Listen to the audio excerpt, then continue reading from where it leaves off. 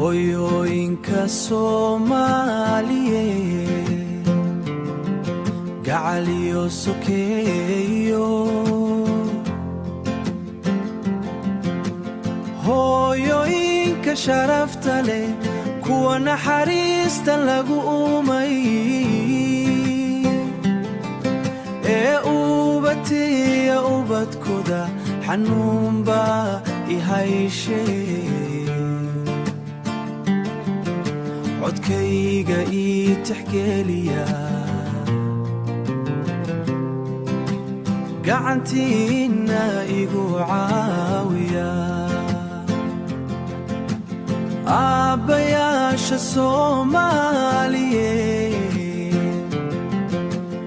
aabbayaasha mudano tiirka qoyska reerka